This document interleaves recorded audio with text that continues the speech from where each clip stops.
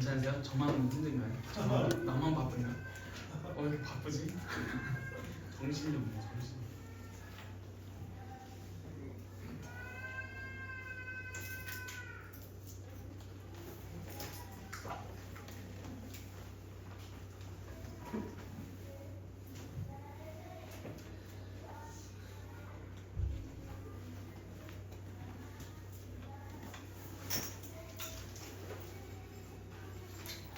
네, 시간이 되었습니다. 다 같이 주학에 맞추어 묵상기도 드림으로 주일 청년 예배를 드리도록 하겠습니다.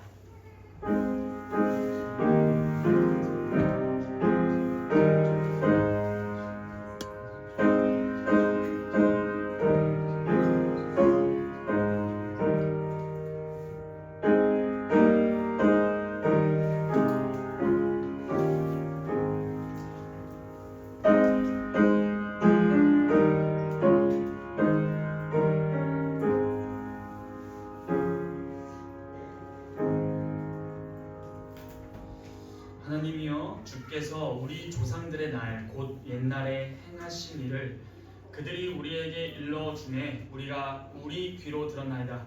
주께서 주의 손으로 뭇 백성을 내쫓으시고 우리 조상들을 이 땅에서 뿌리 받게 하시며 주께서 다른 민족들은 고달프게 하시고 우리 조상들은 번성하게 하셨나이다. 그들이 자기 칼로 땅을 얻어 차지함이 아니요 그들의 팔이 그들을 구원함도 아니라 오직 주의 오른손과 주의 팔과 주의 얼굴의 빛으로 하셨으니 주께서 그들을 기뻐하신 까닭이니이다. 하나님이여, 주는 나의 왕이시니 야곱에게 구원을 베푸소서. 우리가 주를 의지하여 우리 대적을 누르고 우리를 치러 일어나는 자를 주의 이름으로 밟으리이다. 나는 내 활을 의지하지 아니할 것이라 내 칼이 나를 구원하지 못하리이다. 오직 주께서 우리를 우리 원수들에게서 구원하시고 우리를 미워하는 자로 수치를 당하게 하셨나이다. 우리가 종인 하나님을 자랑하였나이다. 우리는 하나님의 이름에 영원히 감사하리이다. 그러나 이제는 주께서 우리를 버려 욕을 당하게 하시고 우리 군대와 함께 나아가지 아니하시나이다. 주께서 우리를 대적들에게서 돌아서게 하시니 우리를 미워하는 자가 자기를 위하여 탈취하였나이다. 주께서 우리를 잡아먹힐 양처럼 그들에게 넘겨주시고 여러 민족 중에 우리를 흩으셨나이다.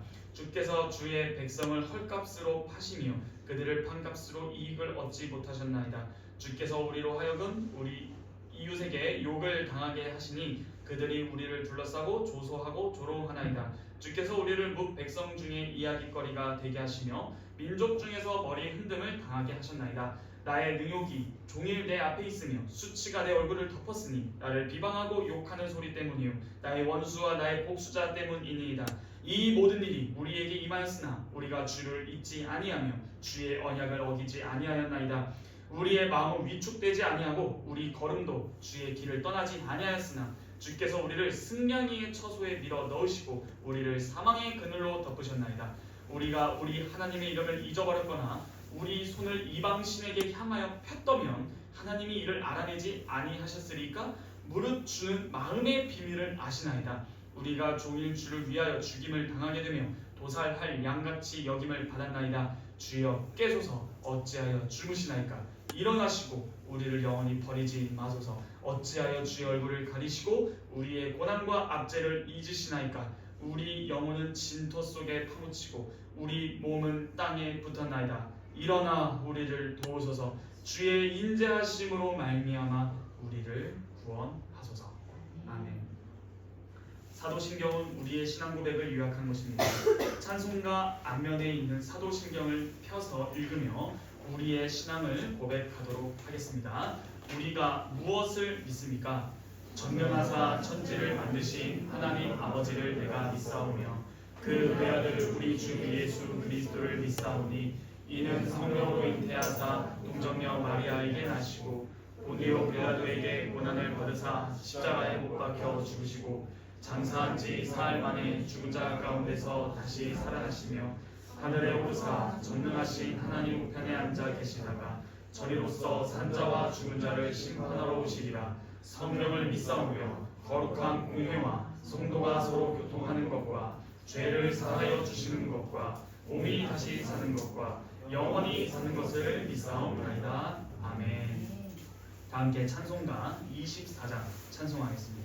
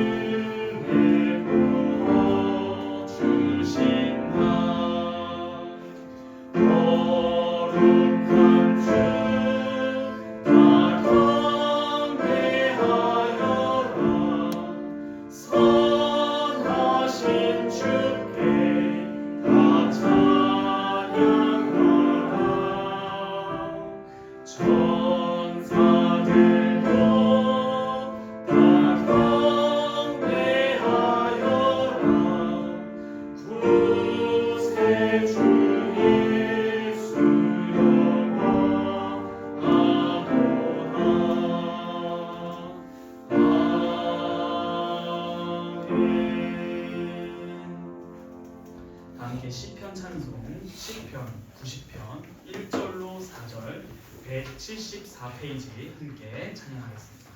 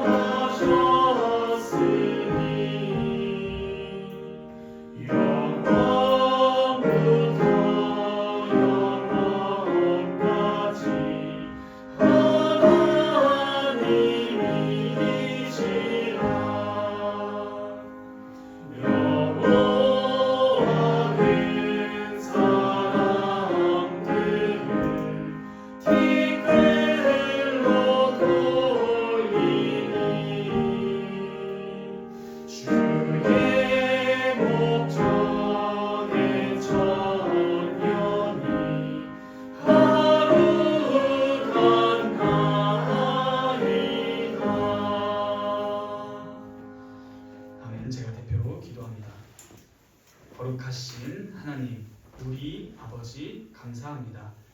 주님께서 저희를 이 자리에 불러모아 주심에 감사합니다. 주님, 저희가 주님의 작정하심에 대해서 곧 바로 전에 들었었습니다. 하나님, 저희를 구원하심에 너무나 감사합니다. 놀랍게도 이 믿음으로 말미암아 구원을 얻는 것, 이 믿음이 우리가 믿고자 해서 믿은 것이 아니라 돌아보니 이 믿음은 하나님의 선물이었고 결국에는 하나님의 사랑과 자비와 은혜를 충분히 누릴 수 있는 모든 여건과 위치로 저희를 옮겨주셨습니다. 사탄의 나라에서 그 사랑하시는 아들의 나라, 예수 그리스도의 나라로 저희를 옮겨주시니 너무너무 감사합니다. 거룩하신 아버지, 주님의 거룩하심을 닮아 저희 또한 거룩해지기를 원합니다. 이 거룩해지는 방법 또한 친절히 계시해 주셨으니 오직 말씀과 기도로 거룩하여지니라. 주님, 저희가 항상 주의 말씀에 가까이 있게 하여 주시고 우리의 삶이 기도로 충만하여서 날마다 삼위일체 하나님과 교제하고 교통하는 참된 성도의 교제가 우리의 삶에 일어나길 원하고, 또한 우리 서로 옆에 있는 형제 자매들을 예수 그리스도 안에서 사랑하며 저희가 그 사랑을 스스로 할 수 없음을 아오니 우리 안에 내주하시는 성령 하나님을 붙들고 의지하여서 예수 그리스도를 말미암아 하나님 아버지의 뜻을 이루는 우리의 삶이 되기를 원하나이다. 하나님, 이 형제 자매뿐만 아니라 우리의 주변에 있는 모든 이웃들을 어떻게 대해야 하는지, 우리가 직장에서는 어떻게 해야 하는지, 우리가 학교에서는 어떻게 해야 하는지, 모든 기독교인의 생활이란 단지 주일날 이곳에 모여서 종교 생활을 하는 것이 신앙생활이 아니라 말 그대로 이 믿음 생활은 우리가 어디에 처했든지 먹든지 마시든지 무엇을 하든지 하나님의 영광을 위함이요 오직 그의 나라와 의를 구하는 생활로 나아가야 하겠습니다. 주님, 그러므로 저희의 삶을 돌아보길 원합니다. 주님, 한 주간 어땠는지요? 주여 앞에서 범죄하진 않았는지요? 주여 긍휼을 베푸사 자비를 베푸사 어렵게 여겨주시사 주님, 저희를 불쌍히 여겨 주셔서 저희의 죄를 용서하시고 저희의 회개가 후회가 되지 않고 입술로만 계속적으로 반복하는 죄를 말로는 고백하면서 행동으로는 버리지 못하는 언행불일치의 삶을 포기하고 적극적으로 우리 주 예수 그리스도를 믿음으로 나의 죄를 그리스도께서 해방시켜 주셨으니 이 죄의 권세에서 나는 노임을 받아 날마다 성령 하나님을 붙잡고 나아가 따라가면서 결국 생명의 성령의 법칙으로 말미암아 결국에는 주님의 영광이 우리의 삶에 드러나고 우리의 삶에서 예수 그리스도적인 품성이 나타나며 우리를 이 땅에 보내신 하나님의 본 의를 이루는 사명 수행의 생활로 나아갈 수 있도록 매 순간 하나님 나라의 백성의 걸음이 무엇인지, 주의 자녀다운 걸음이 무엇인지를 깨달아 알아서 주께 영광 돌리는 매일의 삶이 될 수 있도록 허락하여 주시옵소서. 주님, 저희에게 필요한 말씀 부어주시기를 구합니다. 주님, 이 시간도 저희 모든 예배를 받아주시사 성령 하나님을 붙드오니 전하는 자나 듣는 자나 모두가 주 예수 그리스도 안에서 성령을 힘입어 아버지의 영광을 돌려드리는 오직 삼위일체 하나님의 보혈 저희의 삶에 나타나길 소원합니다. 이 모든 말씀 살아서 역사하시는 우리 주 예수 그리스도의 이름으로 감사하며 기도합니다. 우리 다 함께 시편 찬송 시편 139편 14에서 17절 294페이지 함께 찬양하겠습니다.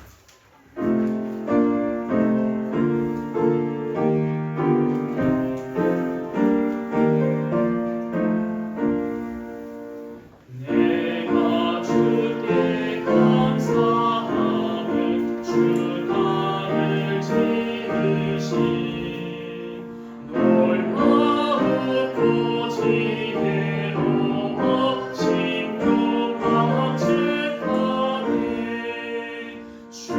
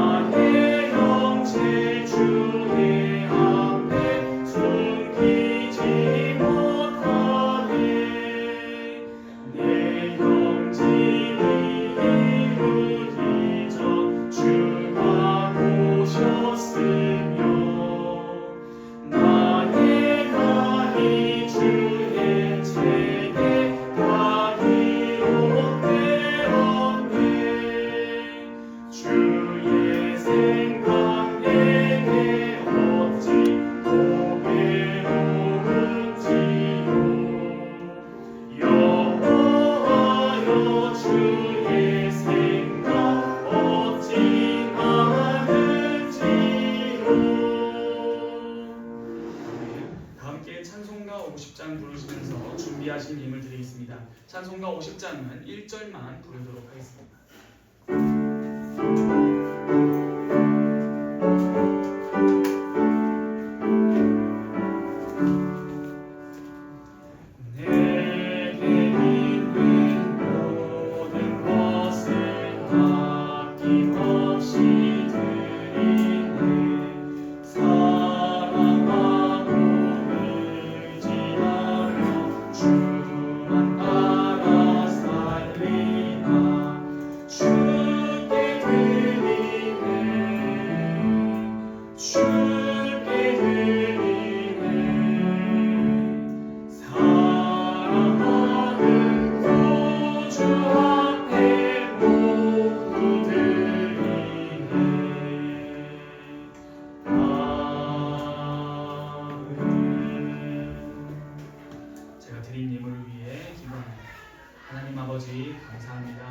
저희가 주께 드린 이 예물은 저희의 존재, 전 인격을 대표하여 주 앞에 드린 것입니다.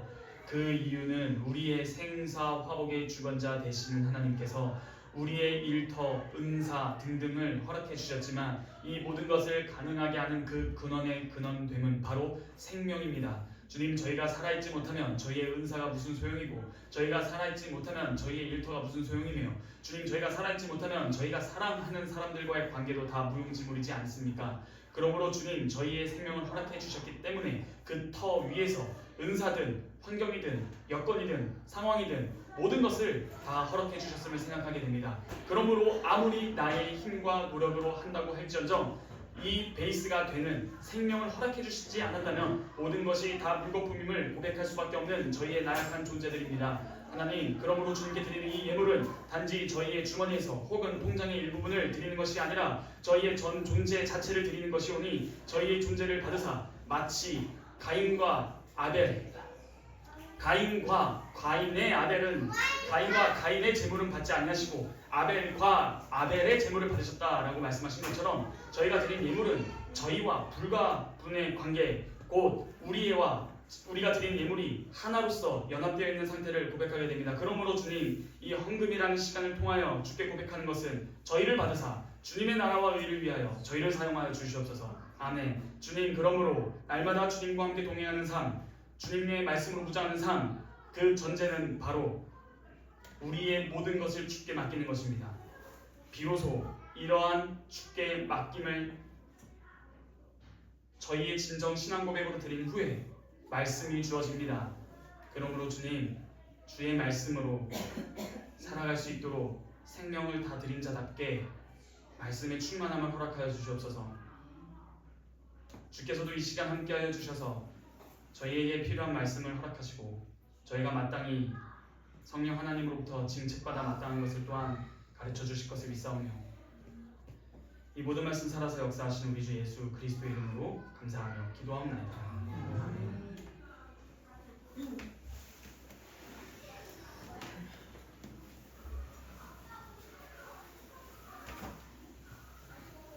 오늘 우리에게 주신 하나님의 말씀은 마가복음 1장 9절에서 13절입니다.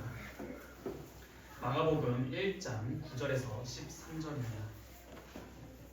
다 찾으셨으면 제가 하나님의 말씀을 봉독하도록 하겠습니다. 그때 예수께서 갈릴리 나사렛으로부터 와서 요단강에서 요한에게 세례를 받으시고 곧 물에서 올라오실새 하늘이 갈라짐과 성령이 비둘기같이 자기에게 내려오심을 보시더니 하늘로부터 소리가 나기를 너는 내 사랑하는 아들이라 내가 너를 기뻐하노라 하시니라. 성령이 곧 예수를 광야로 몰아내시는지라 광야에서 40일을 계시면서 사탄에게 시험을 받으시며 들짐승과 함께 계시니 천사들이 수종들더라. 아멘. 우리가 지금 계속 마가복음 강의 연속 설교를 하고 있습니다.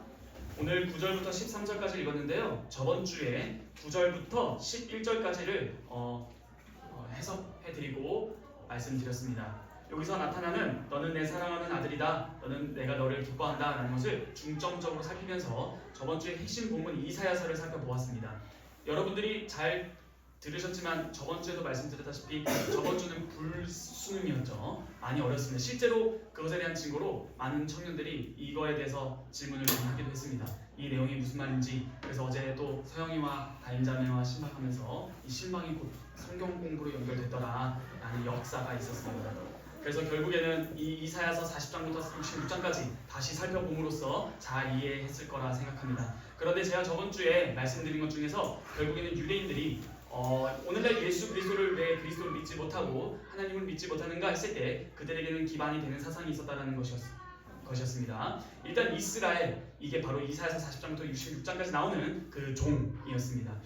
이사야서 40장부터 66장까지는 4개의 종의 노래가 나온다고 말씀드렸습니다. 첫 번째 42장, 두 번째 49장, 세 번째 50장, 네 번째 52장 13절로 53장. 원래 이 장절이 잘못 나눠졌다고도 말씀드렸었죠. 52장 13절부터는 원래 53장이 들어가는 것입니다. 그래서 네 번째 종의 노래, 고난받는 종. 그러므로 49장에서 나오는 종은 곧 이스라엘이다 라고 말씀을 하심으로써 오늘날 현대 이스라엘 유대인들은 여전히 그 고난받는 종을 자신들이라고 말하고 있는 것입니다. 그러므로 예수가 메시아가 고난을 받는다? 말이 안 되는 것이죠. 이뿐만이 아니라 예수를 메시아로 믿지 못하는 여러 가지 이유가 있습니다. 구약에서 기름 부음 받은 자라는 뜻으로서의 메시아인데요. 이 메시아는 곧 왕, 제사장, 선지자라는 삼중 직분을 수행합니다. 그런데 우리는 예수님께서 그리스도시다라고 했을 때 이 삼중 직분, 왕, 제사장, 선지자라는 것을 한 번에 담당하신다는 것이죠. 그러므로 여러분들이 히브리서를 읽어보셨다면 알 수 있는 것이 하나 있습니다. 어떻게 왕이자 제사장을 겸해서 할 수 있는가? 이게 이해가 안 되는 것입니다. 오늘날 실제로 유대인들은 그렇게 말하는 것이에요. 왜요? 왕은 누구의 계열이죠? 어느 지파죠? 유다 지파입니다. 제사장은요?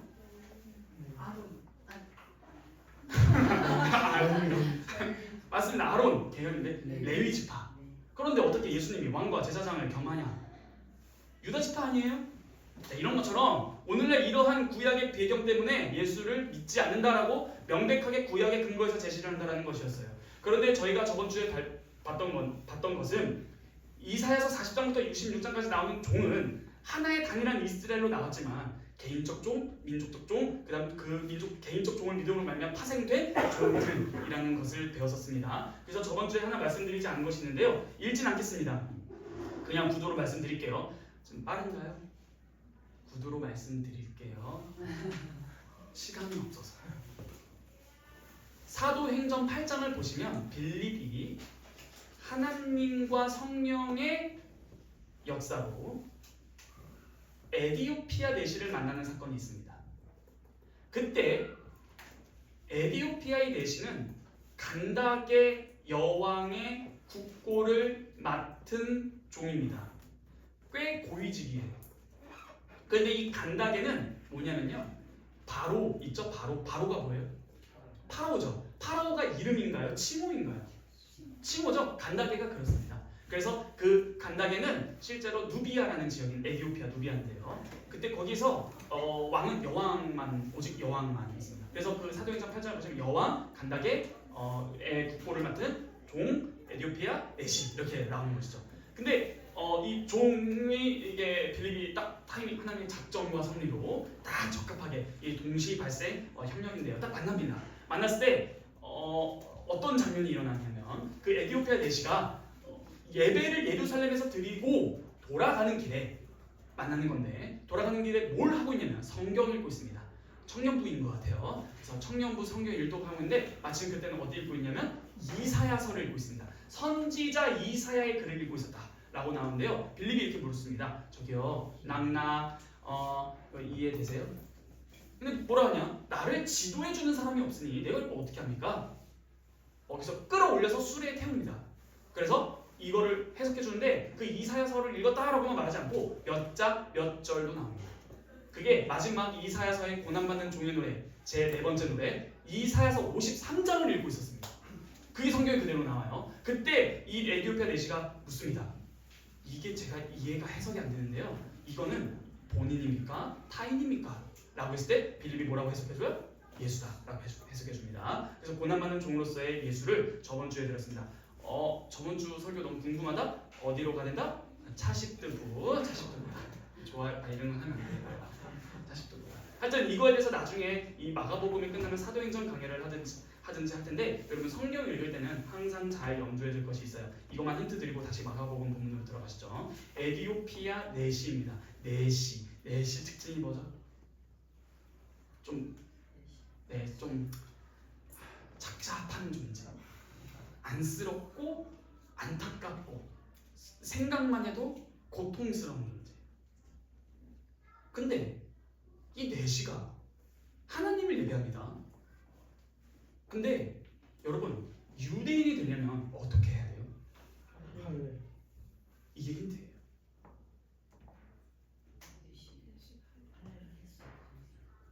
할례를 할 게 없죠. 예, 이게 되게 핵심입니다. 할례를 해야 유대인이 된다, 즉 하나님의 백성이 된다 아닙니까? 여기까지.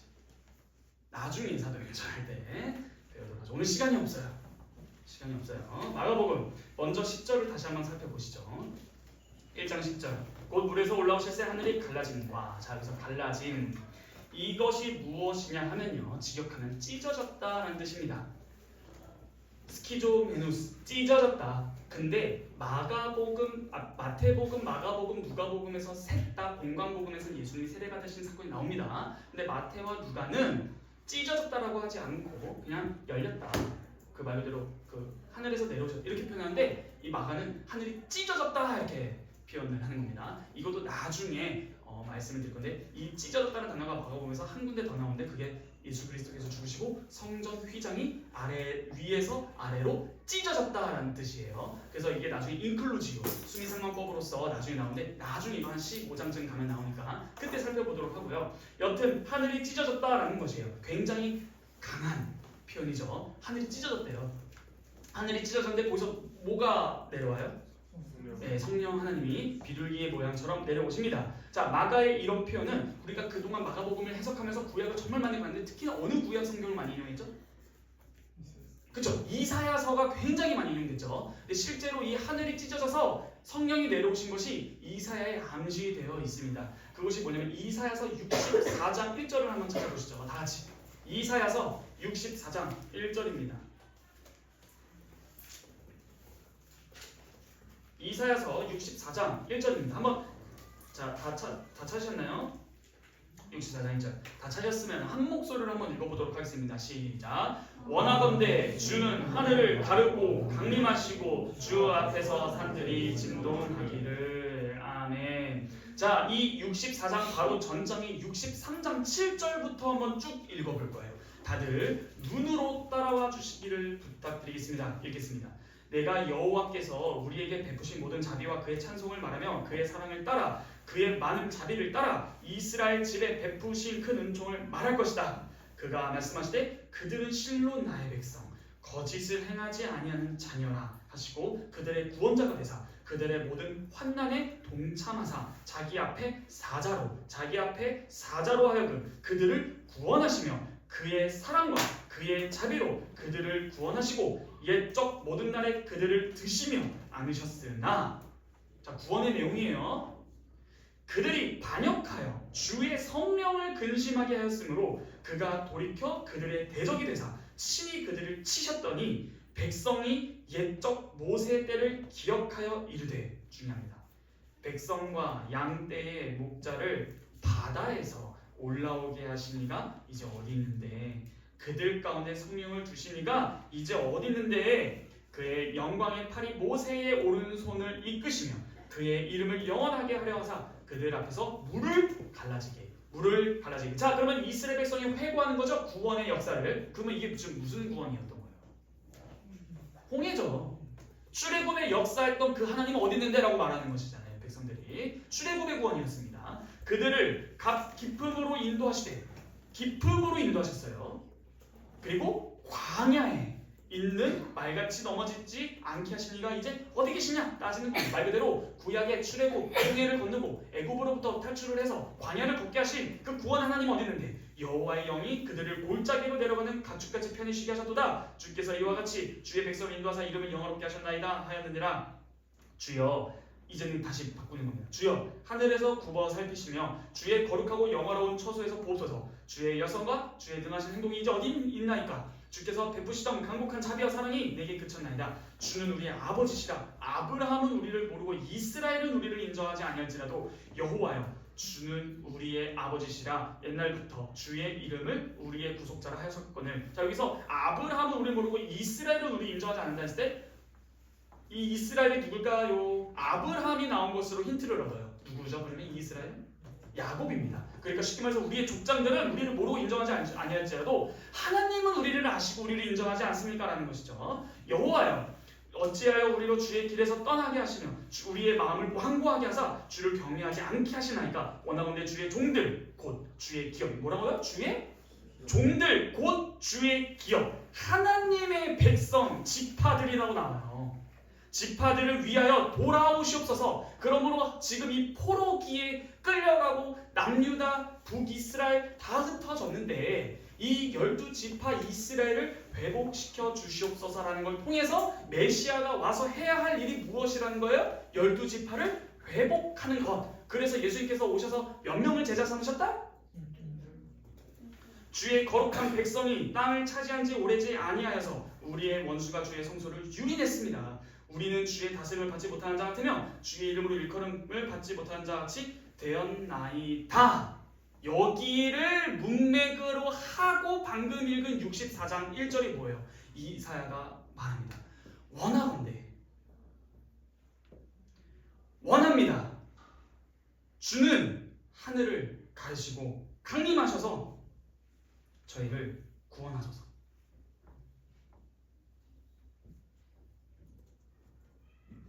이게 성취되는 게 마가복음 1장입니다.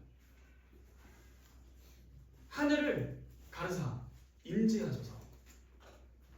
우리 이스라엘이 누구라 배웠죠? 새 이스라엘 예수 그리스도. 이게 저번 주 전이었습니다.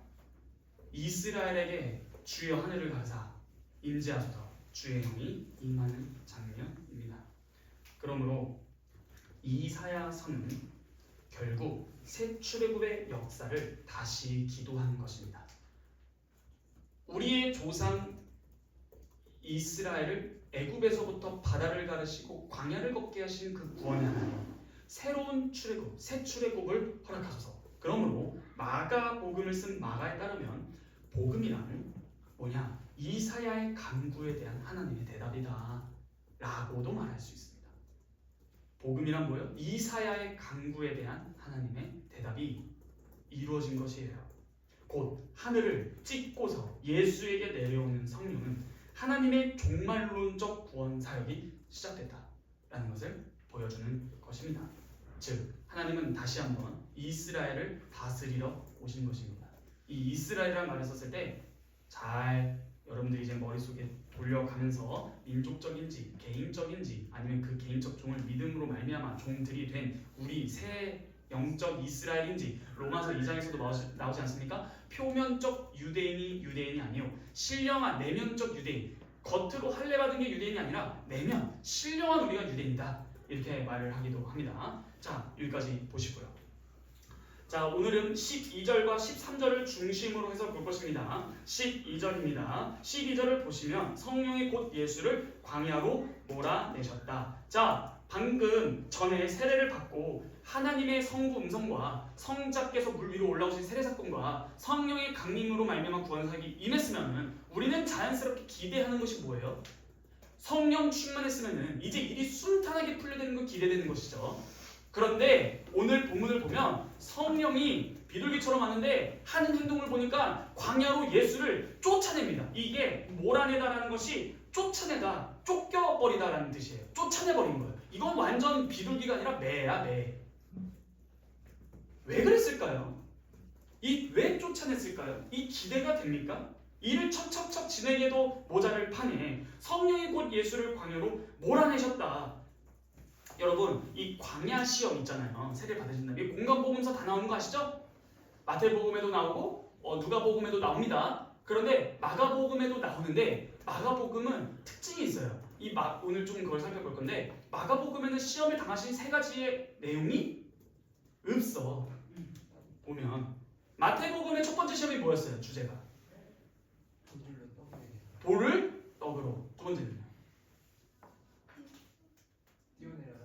예, 어디서? 절벽에서? 아, 성경 정품 쓰셔야 누가 정령 좀 성경부터 사주셔야 될 것 같아요. 절벽에서 뛰어내려라? 절벽이 왜 절벽? 절벽 왜 절벽이에요? 산꼭대기? 마태복음으로 갑시다. 아 이거 안 되겠어. 이거 시간 여러분들 잘못이에요 이거. 자 4장 마태복음 4장. 자 성경 똑바로 읽읍시다. 자 첫 번째 4장 4절 첫 번째 시험이죠. 사람이 떡으로만 살 것이 아니다. 이 3절 그 떡으로 나오잖아요. 그다음 마귀가 5절 뭐라 나와요? 절벽? 거룩한 성전에서 뛰어내리라 하잖아요. 어디 절벽이 어디 있어요? 절벽 아니에요. 세 번째가 뭐예요? 절하라. 뭐를? 왜? 천하 만국을 다 보여주잖아요. 그쵸? 그게 8절입니다. 영광을 보여서 나한테 절하는 거 다 주지 이거잖아요. 이 세 가지 시험 잘 기억하세요. 좀 이따가 왜 마가복음에는 안 나오는지 그 이유를 설명해 드릴 것이니까요. 첫째, 쫓겨냈다라는 것입니다. 그런데 이 마태복음은 4장 1절부터 11절까지 시험이 11구절, 누가복음은 4장 1절부터 13절까지 13구절, 마가복음은 단 시험이 2구절밖에 없어요. 근데 마가는 강조가 달라요. 마태복음과 누가복음에 없는 시험의 내용이 마가복음에만 있어요. 그러므로 마가복음을 잘 살펴봐야 됩니다. 분량이 가장 짧지만 핵심이에요. 그게 바로 첫 번째가 몰아내셨다는 거죠. 성령이 몰아내셨다고 말합니다. 마태와 누가는 뭐라고 표현한 줄 아십니까? 성령께 이끌리어. 성령의 인도대로. 근데 여기서 성령께서 어떻게? 몰아내셨. 쫓아버렸다고요. 광야로. 너 나가! 매예요. 매. 비둘기가 아닌 것 같아. 독수리급이에요. 아주 강한 표현이에요. 이 쫓아내셨다. 이 몰아내셨다가 직역하면 쫓아내셨다라는 뜻이에요. 근데 이 쫓아내셨다라는 이 단어가 마가복음 안에서 언제 쓰이냐면은 예수님께서 귀신을 몰아내고 쫓아내실 때. 나가라! 할 때 이 쫓아낸다는 단어가 쓰여요. 또 어디서 있냐면은 성전 안에서 매매하는 자들 있죠? 그때 그 어떻게 해요? 그 회초리 만드는 다음에 막 다 뭐예요? 쫓아내시죠? 이때 쓰이는 단어가 성령께서 예수를 광야로 쫓아내셨다고요. 이건 왜 이래? 성령 충만하면 우리가 좋은 걸 생각해야 되는데 그것 왜 이러는 거야? 라는 것이에요. 자 그리고 두 번째로 마가복음에 있는 것이 바로 들짐승입니다. 들짐승. 예, 마태랑 누가에는 없어요. 그러므로 쫓아내셨다 들짐승들과 함께 있었다라는 것이 다른 복음서에는 없습니다. 자 핵심은 뭐예요? 마가복음에 따르면 예수님은 무슨 실수나 자신의 잘못으로 사막으로 광야로 들어가신 것이 아니에요. 성령께서 몰아내시듯이 내쫓으셔서 사막으로 들어가지 아니할 수 없게 된 것이고 또한 그 사막에서는 사탄에게 시험을 받으시고 사막에 거친 짐승들 사이에 계시게 된 거예요. 그러면 질문해야 됩니다. 왜 마가는 성령, 쫓아낸 광야, 40일, 시험, 짐승들 이거를 썼을까? 여러분 쫓아냈다. 어디로? 광야로. 여러분 모티프라는 모형이라는 거 아십니까? 여러분 성경에서 처음으로 내쫓긴 사건 기억나시는 주제? 어디서 누가 어디로 내쫓기를 해보시죠? 아담이 어디서? 에덴 동산에서 어디로? 동쪽으로. 야 역시 그거 좀 이따 할 건데. 아 좋습니다. 동쪽으로 쫓겨났다. 자 이게 바로 생각나는 아담 모티프예요. 예수와 아담을 연결시켜요. 왜 그럴까? 실제로 질문을 할 수 있는 거예요. 아담은 사탄의 시험에 넘어가 하나님의 명령을 어겨서 에덴 동산으로부터 쫓겨났는데 근데 예수님은 광야로 쫓겨나서 잘못 없이 쫓겨나서 사탄에게 시험을 받아요. 자 이게 뭘까요? 지금 실제로 그 쫓겨냈다라는 걸 통해서 광야로. 근데 실제로 그 창세기 1장과 2장이 좀 다르잖아요. 창세기 1장이 약간 개괄적으로 서론교로 딱 말해놓고 창세기 2장을 보면 되게 신기한 표현이 나오는데 아직 사람이 없으므로 땅을 경작하지 못했다. 그래서 되게 황무지와 같은 이미지가 있고 에덴 동산에는 풍요로운 이미지가 있는 거예요. 그러면 지금 이러한 이미지를 그렸을 때에 에덴 동산에서 아담이 쫓겨났다 했을 때 그 이미지가 떠오르는 거예요. 황무지. 사람이 경작하여 없어서 황무지가 된 곳. 그 황무지가 이유가 뭐예요? 사람이 없는 곳이에요. 실제로 광야는 사람이 없는 곳을 뜻하는 것이에요. 그래서 이게 아담 모티프라는 것입니다. 근데 실제로 사도 바울이 예수님을 향해서 무엇이라고 부르냐면은 새 아담이라고 부릅니다. 둘째 아담. 그거는 한번 봤으면 좋겠어요. 로마서 5장 12절 다 같이 가겠습니다. 로마서로 여행 가시죠. 로마서 5장 12절 중요합니다. 예수를 과연 뭐라고 볼까? 로마서 5장 12절 보면은 처음에 위에 여러분 성경이 좋은 성경이면 위에 뭐 어떤 초제목 같은 거 있죠? 뭐라 써 있어요? 아담과 그리스도입니다. 자 자, 12절부터 제가 한번 21절까지 읽어볼게요. 눈으로 잘 따라보세요. 예수를 어떻게 묘사하는지. 그러므로 한 사람으로 말미암아 죄가 세상에 들어오고 죄로 말미암아 사망이 들어왔나니 이와 같이 모든 사람이 죄를 지었으므로 사망이 모든 사람에게 이르렀느니라. 죄가 율법이 있기 전에도 세상에 있었으나 율법이 없었을 때에는 죄를 죄로 여기지 아니하느니라. 그러나 아담으로부터 모세까지 아담의 범죄와 같은 죄를 짓지 아니한 자들까지도 사망이 왕노릇하나니 아담은 오실 자가 누구예요? 예수님이죠? 아담은 예수님의 모형이다.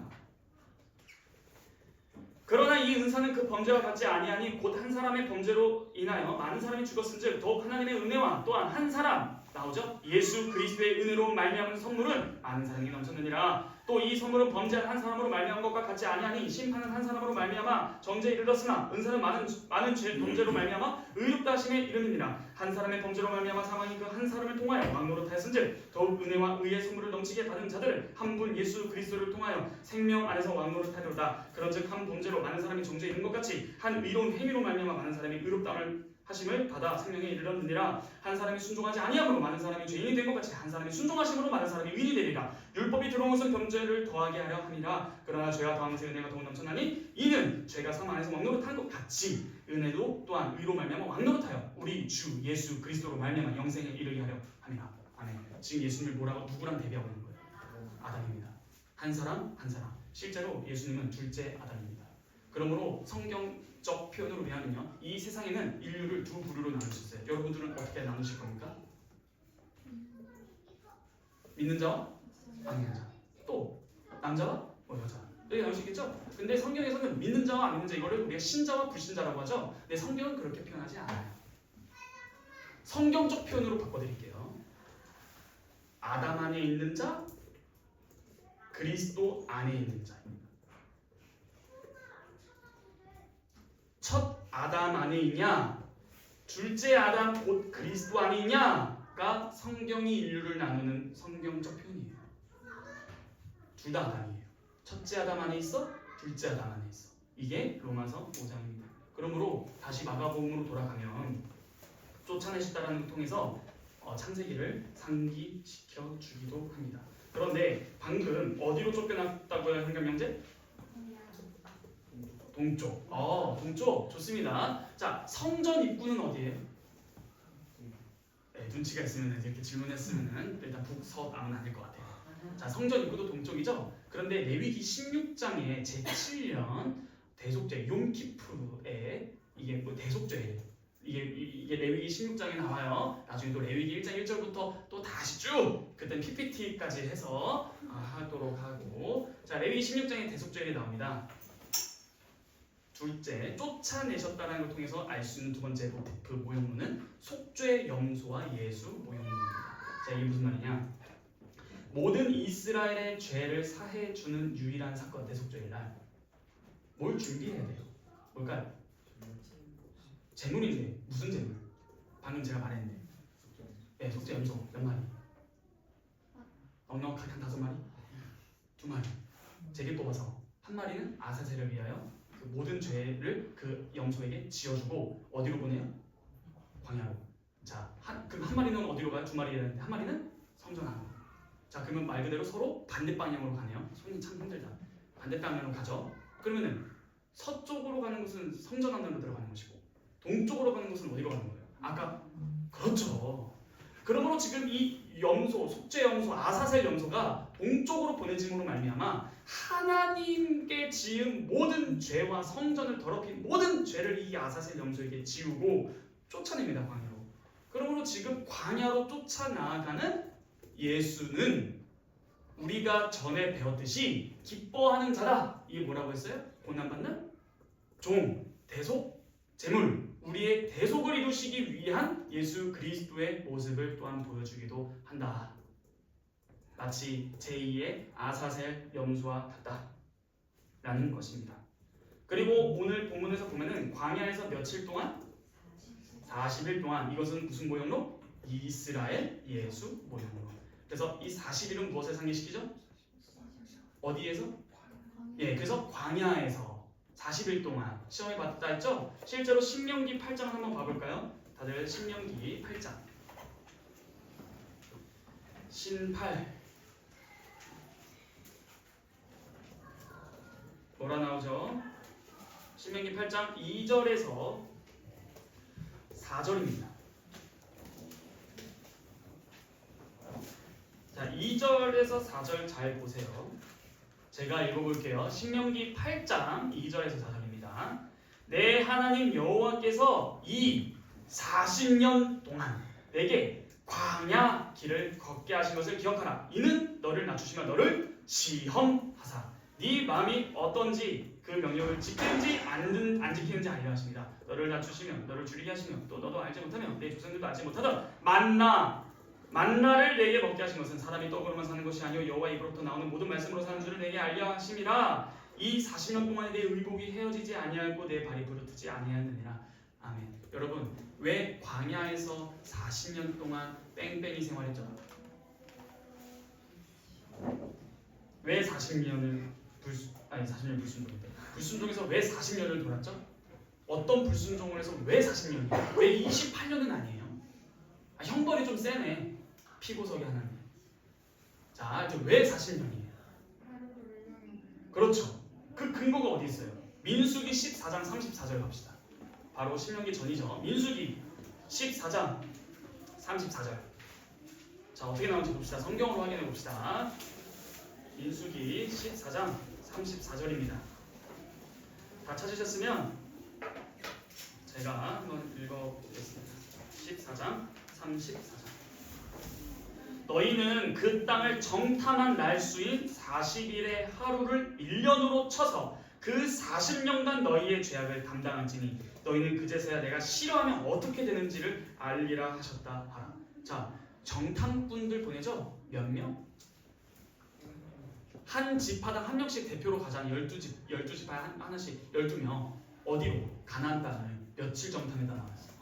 40일 정탐했습니다. 근데 불순종해 안 해요.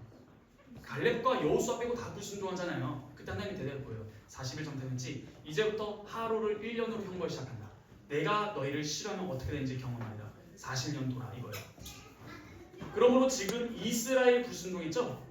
근데 이스라엘은 불순종했습니다.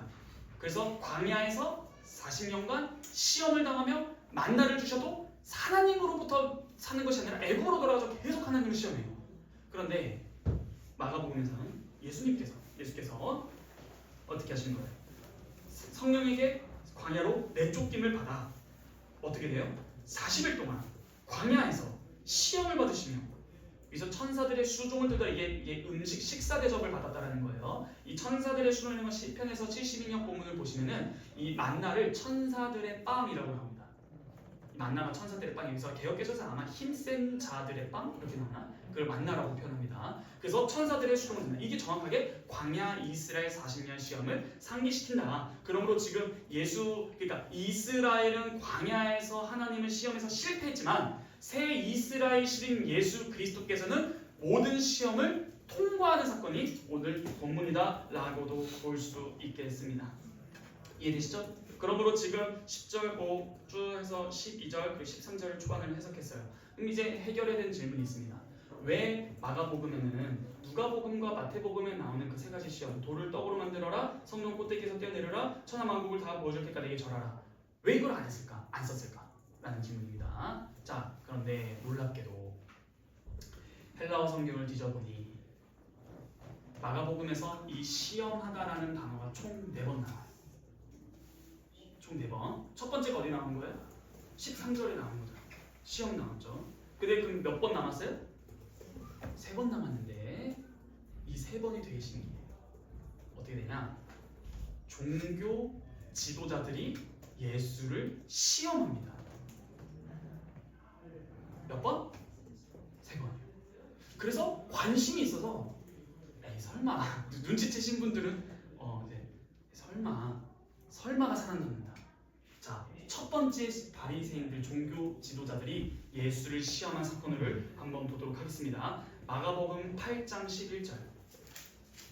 8장 11절. 설민 형제님, 첫 번째 시험이 뭐라 했죠?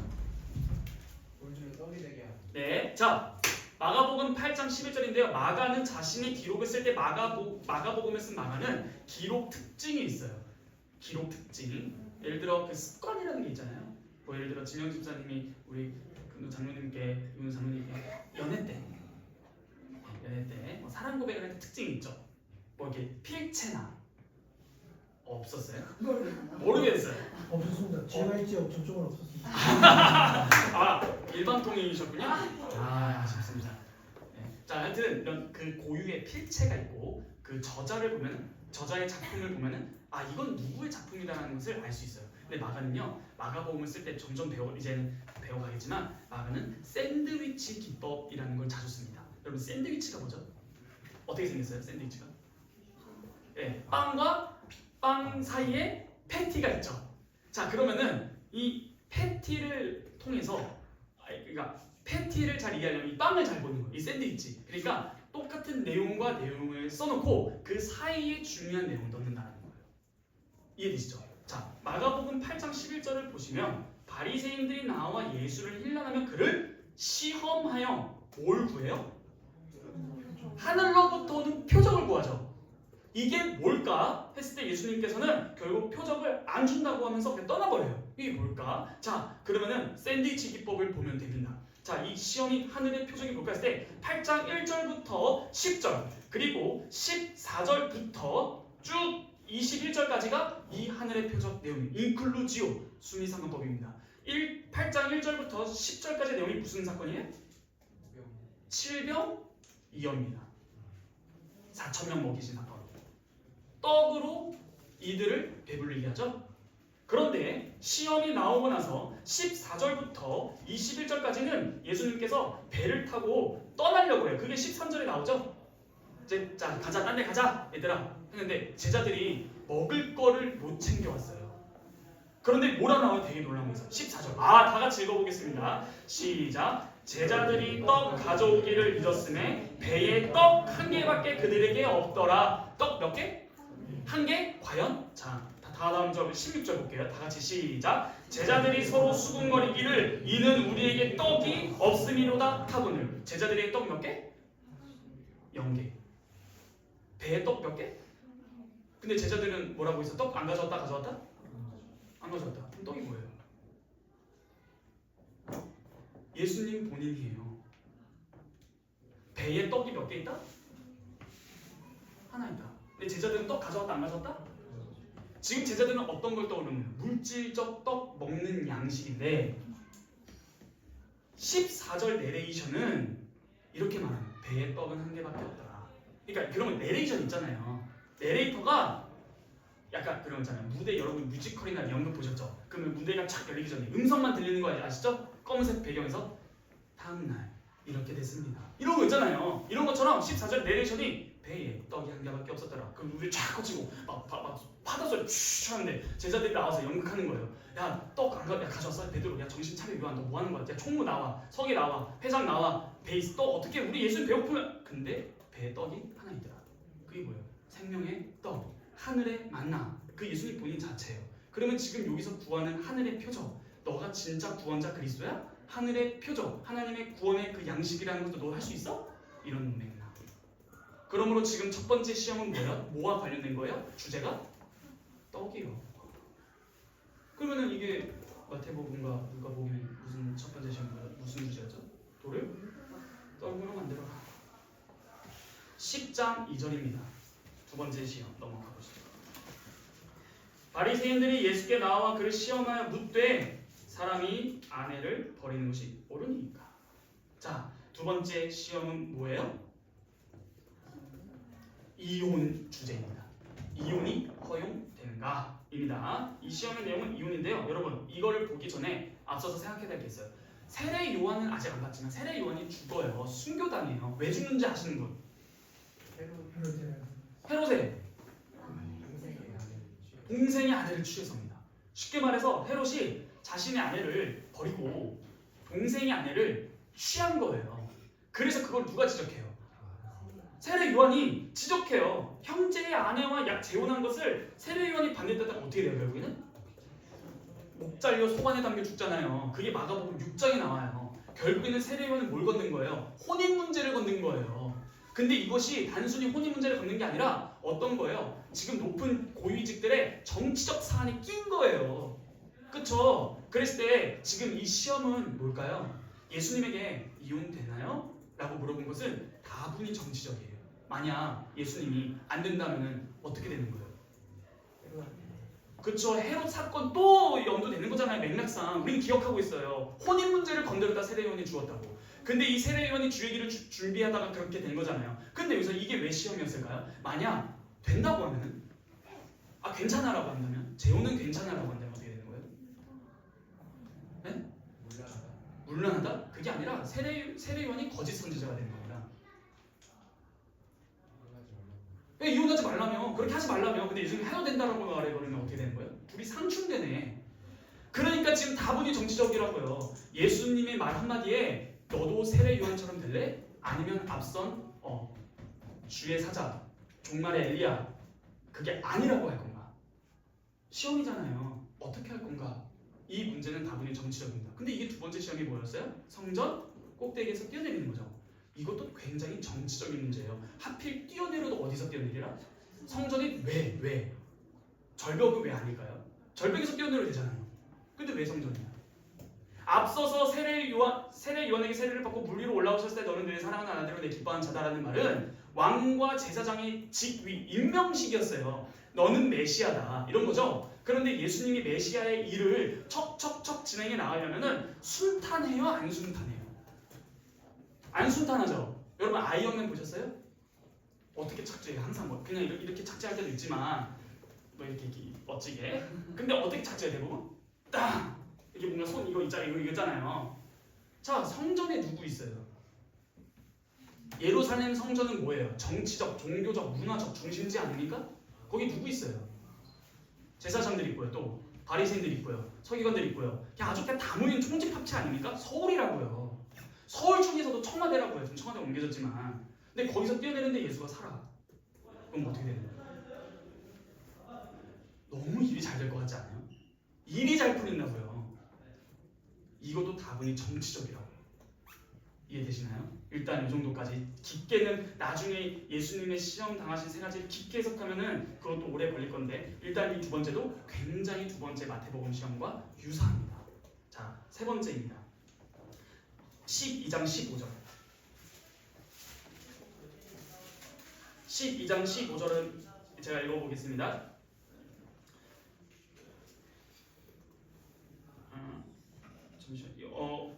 우리가 바치리까 말리까 하네 예수께서 그 외식함을 하시고 어찌하여 나를 시험하느냐라고 합니다. 이 시험 주제는 뭘까요? 바로 세금 문제입니다. 누구에게? 가이사르. 로마 황제에게 세금 내도 됩니까? 이게 시험이었어요. 왜 시험이었을까요, 형님들? 시험이라는 것은 완전 진퇴양난이잖아. 자, 예수님이 질문을 받습니다. 세금 낼까요, 말까요? 그때 내지 마 하면 어떻게 돼요? 반역자죠. 로마를 반역하는 반역자입니다. 네 하면요. 유대인들이 지지를 안 해요. 얘는 메시아가 아니야. 왜? 메시아는 뭐라 했어요? 우리를 압제해서 구원할 자잖아요. 근데 지금 완전 여러분 이스라엘 백성들이 제일 싫어하는 동족 부류가 누구였어요? 직업 하나 있잖아요. 세리가 뭐 하는 사람인데? 세금 걷는 사람이에요. 근데 그거를 죄인들과 동일시해요. 왜? 앞잡이 노릇한단 말이에요. 세금을 그냥 걷는 게 아니라 더 걷어요. 야 형님 너 오늘 50% 내. 어쩔 수 없어. 근데 그러면서 나머지 로마한테는 10% 내고 내가 40% 먹는 거야. 이걸 알면서도 안 할 수가 없는 거예요. 그러므로 저런 쓰리 같은 놈들, 앞잡이 같은 놈들 이렇게 했겠죠. 그러므로 지금 세금을 내 하면 뭐와 같은 거예요?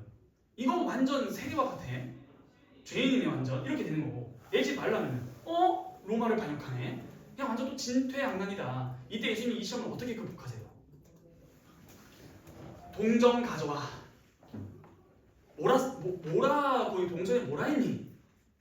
이건 누구의 형상이니라고 해요. 중요한 말이에요. 누구의 형상이니? 가이사의 형상입니다. 그렇다면 가이사의 것은 가이사에게 줘라. 여기서 끝나요. 하나님의 것은 하나님에게. 그럼 여러분들 질문하셔야 돼요. 가이사의 형상이 있었기 때문에 가이사의 것은 가이사에게 주라 했죠. 그러면서 예수님께서 뭐라 해요? 그게 16절에 한번 보세요. 15절에 마지막에 데나리온 하나 가져와 나오죠? 16절에 뭐예요? 이 형상과 이 글이 나중에 그거 제가 사진도 보여드릴게요. 이게 로마 황제 카이사 하나님의 아들 이렇게 써 있어요. 동전에 실제로 그게 발굴이 됐습니다. 그래서 당시의 지폐, 동전에 카이사르의 형상이 있고 뒤에 이렇게 산들이 있고 그다음 밑에 이게 하나님의 아들 로마 황제 카이사르 이런 식으로 써 있어요. 그런 게 써 있는데 이 글과 형상이 누구의 것이냐라고 물어봐요. 그럼 뭐라고 해요? 이 형상글은 가이사의 것입니다. 17절 1세 가이사의 것은 가이사에게 하나님의 것은 하나님에게 바치라 했을 때 와 시험을 피해가시고 이기시는데 놀랐더라. 근데 우린 질문해요. 우린 안 놀랐거든. 왜 안 놀랐을까요?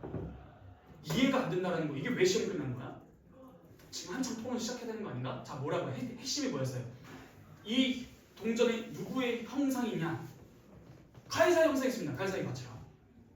그리고 나서 하나님의 것은 그러면 질문해야 돼요. 여러분은 하나님의 것은 하나님에게. 그럼 하나님의 것은 뭡니까? 라는 질문을 하셔야 되죠? 근데 왜 시험이 유대인들은 다 인정했을까요? 끝났다고. 아니요. 여러분들은 누구의 형상이세요? 하나님의 것은 하나님에게 바쳐라. 유대인들이 놀랍게 여기더라. 이건 당할 수가 없어. 지혜가. 동전의 형상은 누구 것이냐? 형상을 질문하셨어요. 가이사입니다. 바쳐라. 하나님의 것은 하나님에게. 질문하십시오. 뭐가 하나님의 겁니까? 내가 방금 뭐라 했니? 너는 누구의 형상이냐는 거예요. 너희 전부를 하나님께 바치라. 이 뜻이에요. 이렇게 해서 세 가지 마가복음의 시험이 끝납니다. 근데 이 세 가지도 굉장한 지혜 아닙니까? 로마 제국이 천하만국을 지배하고 있었던 거 아닙니까?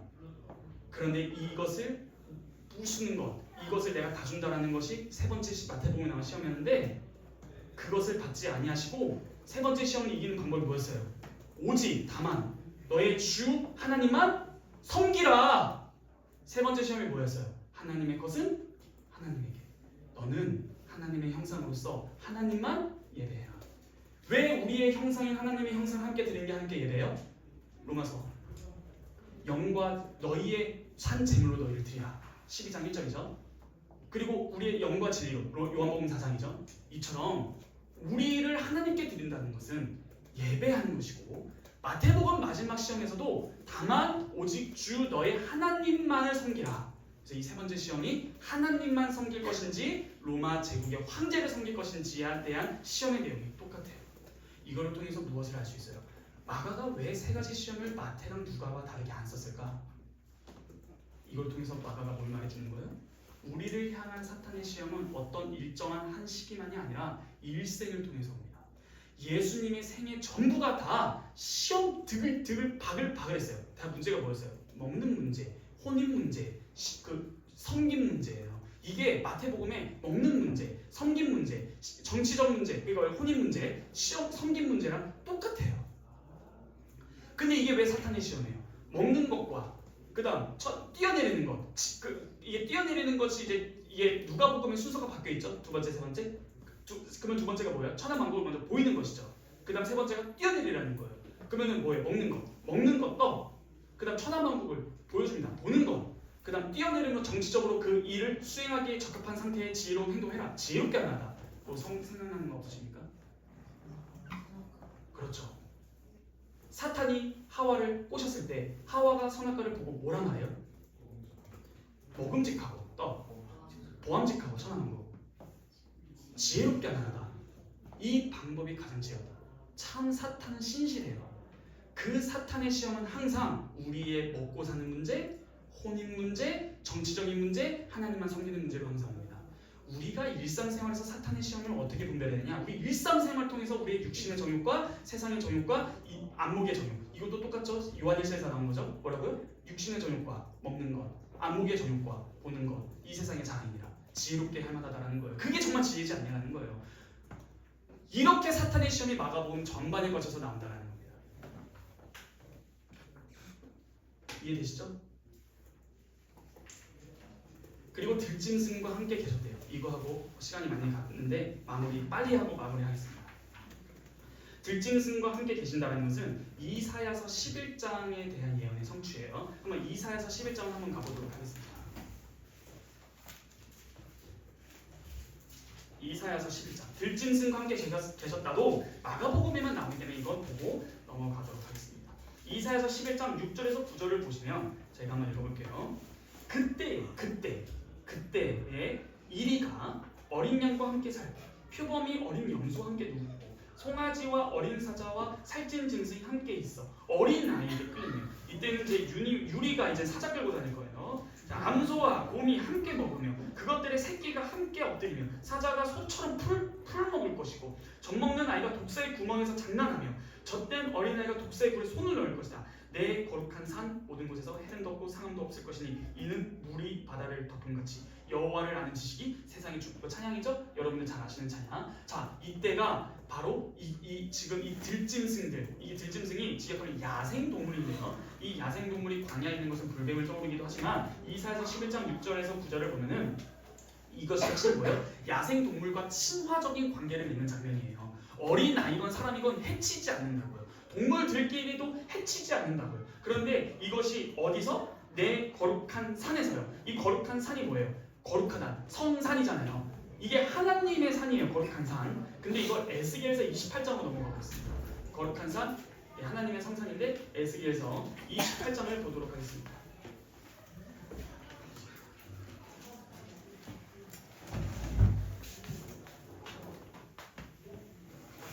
에스겔서 28장.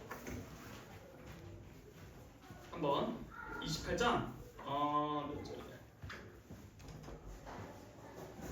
13, 14절입니다. 에스겔 28장 13, 14절 한번 다 같이 읽어주세요. 시작. 내가 이스라엘 하나님의 동산 에덴에 있어서 각종 구속과 흥분과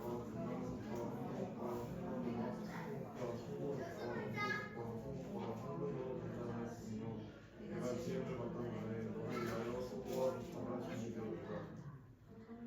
너는 기름을 부은 그룹이며 내가 너를 세우되 내가 하나님의 동산에 있어서 불타는 불을 장하였다. 네, 에스겔서 28장 13에서 14를 보면은 처음에 13절에 내가 옛적에 하나님의 동산 에덴, 하나님의 동산 에덴에 있어서 딸라라하고 14절에 내가 너를 세우면 내가 하나님의 거룩한 산, 성산이죠. 그러므로 지금 에스겔서의 경례에 따르면 에덴 동산과 하나님의 성산, 하나님의 동산, 하나님의 거룩한 산은 동의어예요. 맞죠?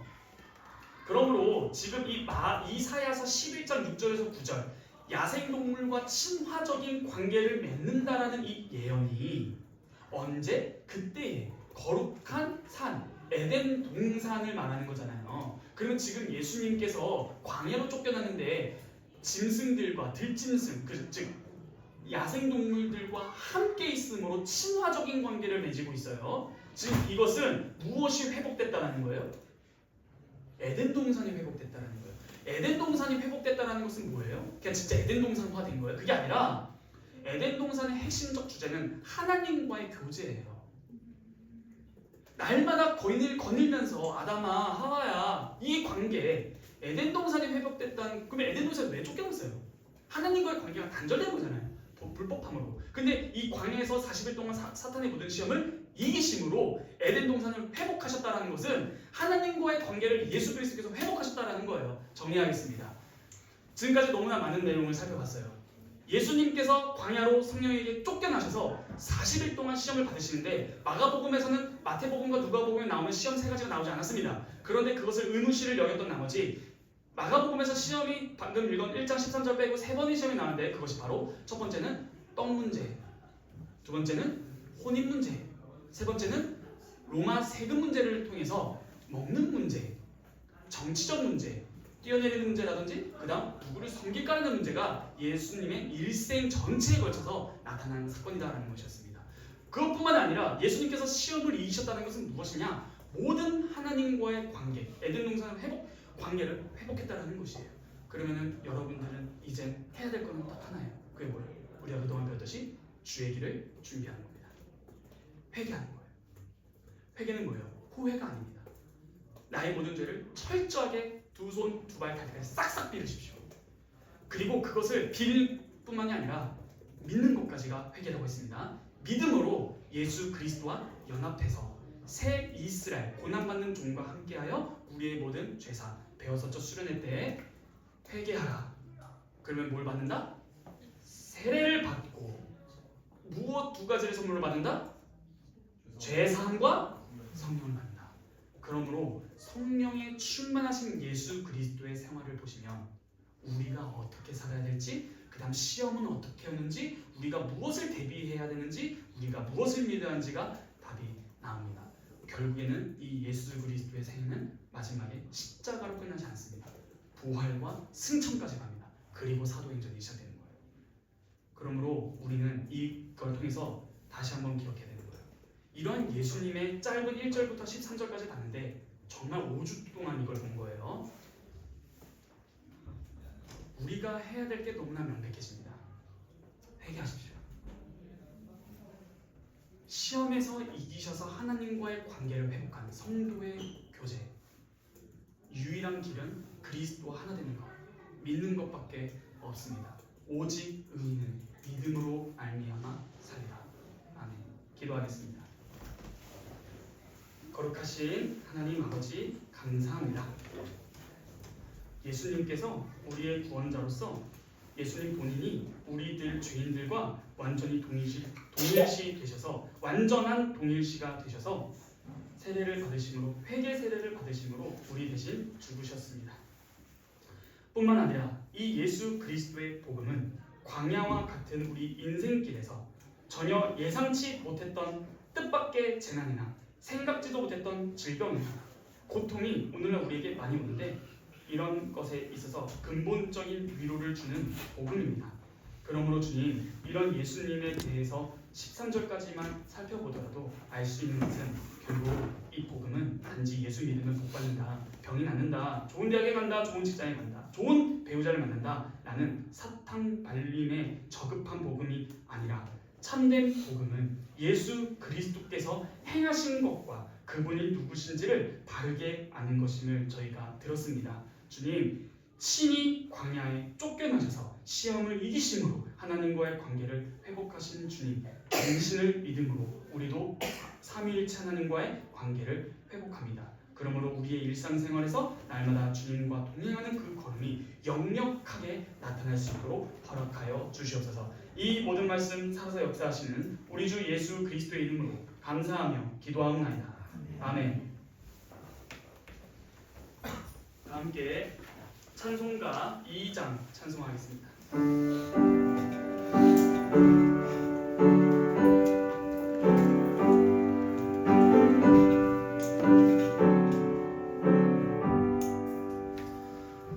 찬양 성부 성자 성령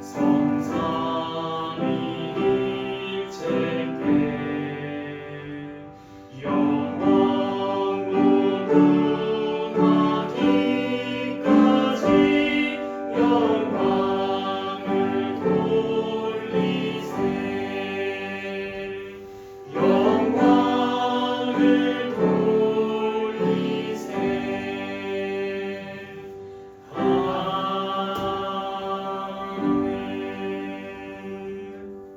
우리 다 함께 주님께서 가르쳐 주신 기도로 기도하며 예배를 마치겠습니다.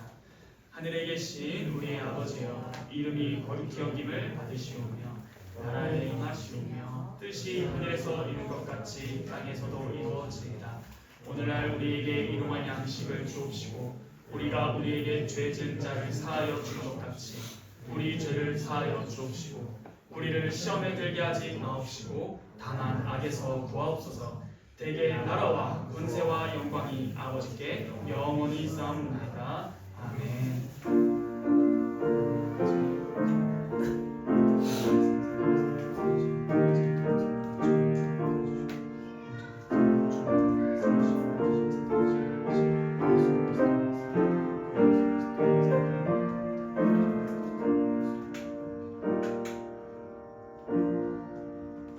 네, 모든 예배 찬양부 예배를 마쳤습니다. 성경이 말하듯이 그 안에 예수 그리스도 안에 모든 보화와 지식과 지혜가 넘쳐 흐릅니다. 우리가 이 땅에 살아가면서 먹는 문제와 정치적인 문제나 세금 문제나 등등 여러 가지 것들에 대한 시험이 날마다 찾아오는데 이것을 이길 수 있는 유일한 길은 이 시험을 이기신 예수 그리스도를 믿음이고 동시에 그를 믿음으로 말미암아 보내주신 성령 하나님을 붙들고 쫓아 나아감으로만 이길 수 있습니다. 이 사실을 유념하시길 바랍니다. 오늘은 특별한 광고는 없고요. 미리 말씀드렸다시피 예배를 마치고 우리 바로 이제 청년부 여름 수련회를 위한 답사를 가려고 합니다. 투표를 해주세요. 투표를 하지 않더라도 참여하고자 하는 사람들이 있으면 언제든지 참여해 주셔도 되고요. 이제는 바로 준비를 해서 스타렉스 2대 정도 아니면 1대 정도 이렇게 이동하도록 하겠습니다. 네, 모두 순서를 마치겠습니다. 수고하셨습니다.